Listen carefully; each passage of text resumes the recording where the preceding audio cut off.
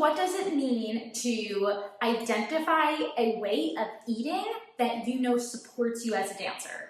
I'm Rachel Fine, registered dietitian nutritionist and founder of To The Point Nutrition. A dancer's performance is a direct result of hard work and motivation. So where does food fit into this? There's a lot of myths and a ton of antiquated ideals, and I'm here to dispel those. Hi dancers, welcome back to Nutrition for Dancers with me, Rachel Fine, founder of To The Point Nutrition and the Healthy Dancer community. So what does it mean to identify a way of eating that you know supports you as a dancer? This sounds pretty simple, right? We've previously spoken about the idea of proactively planning ahead to ensure that you are eating adequately throughout the day, but still, many dancers struggle to identify specific pitfalls that can help to better determine what parts of their eating routines need to be adjusted. So let's talk about the 5 most common pitfalls that I see dancers fall into and how you can resolve it if this is something you're struggling with. So the first key sign that your eating routine is not really supporting you is on your non-dance days or your rest days, you are feeling overwhelmingly drained. Now hear me out. Rest days are designed to recuperate. They are essential for all dancers, especially for when it comes to the sustainability of your body. And there's no doubt that you're gonna feel tired on rest days. You're moving a lot when you're dancing. But if you're feeling very overwhelmingly drained at a level that seems above average, this could be a sign that we need to assess your current eating routine. Now, there's no doubt that on rest days, our bodies like to play catch up. So it's common for many dancers to have heightened hunger cues on days off. This contrasts with the misconception that dancers need to eat less when moving less.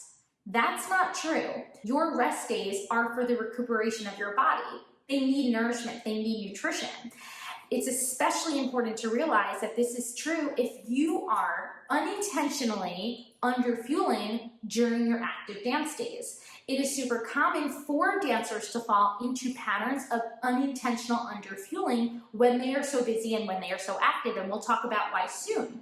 But just as a common key identifier of a pitfall, if you are feeling like your rest days are overwhelmingly draining, you need to pick it up a bit in the meal planning department on the days you're actually dancing. Now, this doesn't mean you need to spend more time in the kitchen. I know time is limited.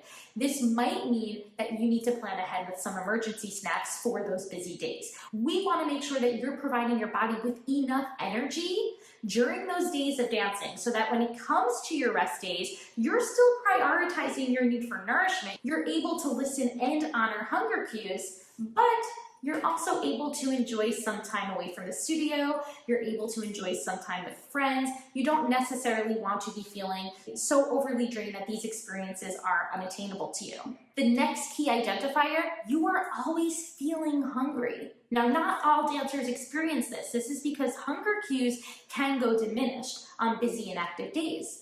But if you feel like you are experiencing maybe a chronic low-lying feeling of hunger throughout your day, then there might be several reasons for this. Now, this is where we talk about staying power. Staying power defines the degree to which your meal or snack keeps you feeling full and satisfied. There are several ways that we can increase the staying power of a meal or a snack. Specifically, what I want to focus on for this video, fiber and fat. Now, fiber mainly comes from carbohydrate-based foods, and fat comes from foods rich in fat. Carbohydrates and fat just so happen to be the macronutrients that often get fear-mongered in the dance world. So if you are following low-fat or low-carb eating plans, then chances are you're going to experience that consistent level of hunger throughout your day. You want to first step away from those restrictive eating plans and make sure you are incorporating sources of carbohydrate and sources of fat at multiple points throughout your days. The next key identifier, you are overly stressed out and worried about choosing the right foods. Now, we often see this with clean eating and wellness-based lifestyles. If you feel high levels of pressure to choose the right pure, or clean options, and maybe you feel overwhelming amounts of guilt for eating foods not deemed as nourishing, then we need to start to look into your relationship with food and where you're getting your information about food and nutrition. It's super easy to find information these days that either cause us to feel guilty when choosing certain foods or maybe overly proud when choosing other foods. But we need to instead consider a more neutral approach when it comes to foods. Our personal morale as humans is not based upon our food choices. So if you are eating a cookie, you are not bad. If you are choosing a salad, you are not good. We need to start unlearning the messages that tell us that certain foods are good and certain foods are bad. This doesn't mean that all foods are equivalent from a nutrition perspective. I know that veggies are packed with vitamins and minerals in comparison to maybe some other foods that aren't. But what this means is that you and your morale as a person is not reflective of those choices. And when you remove that morality from these foods, you are better set up to make choices from a place of intent, a place where you can better determine which foods are going to support you, maybe energetically, maybe for your recovery at any specific point during the day.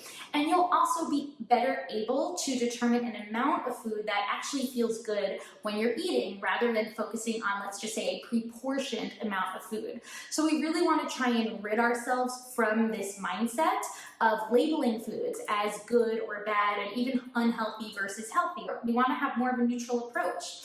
I also encourage you to check out the Healthy Dancer Food Flexibility Algorithm. This is a special tool that I've designed to help dancers in the actual process of making decisions at mealtimes. We can utilize nutrition information, but when nutrition information is stressing us out, it's not so helpful. We want to learn how to utilize nutrition information only after we first identified our intent, we've identified what's accessible to us, we've honored, if accessible, certain cravings that we might have. Only then can we now start to consider when nutrition information can be helpful, and even aspects of performance nutrition and how that can specifically support our heightened needs as dancers. The next common pitfall that your current eating routine is not supporting you is that you are trying to uphold to unrealistic expectations. So we often see this with the emergence of Pinterest-worthy meal planning ideas. I know, if you're looking online and even a quick Google search, you're going to see the idea of meal planning and it's going to look perfect. You're going to see what seems like perfectly planned portions and colorful homemade meals all packaged beautifully.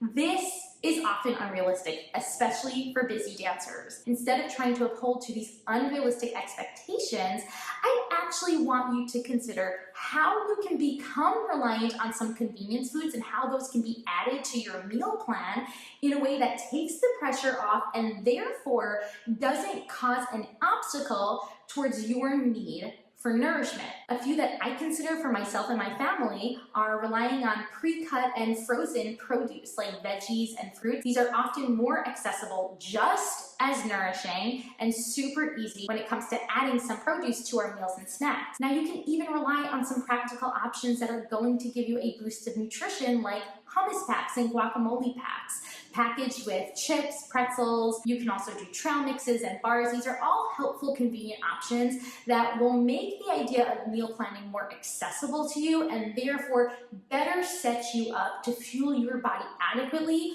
during the day. And the final common pitfall that I see amongst dancers and in their eating routines is the one-size-fits-all approach. Now again, super easy. We have access to food, nutrition, meal planning information because of the internet at any point in our day. But we also need to remember that there is no one-size-fits-all, and a meal plan or a routine that works for one dancer definitely might not work for you, might not work for another dancer. So if you're struggling with some of these pitfalls that I mentioned earlier, and despite some of the resolutions provided, you're still having a hard time, then I'm going to encourage that you reach out to a licensed professional, a registered dietitian nutritionist who can better help to identify a personalized approach that will support your needs as a dancer. That might mean identifying your specific energy expenditure, your specific energy needs, your specific schedule, your day-to-day activities, and how we can better formulate a plan that will support you and your routine. To learn more, check out my caption where I've got a bunch of links for you. You can also subscribe to my channel for more help and support. Until next week, I'll see you soon.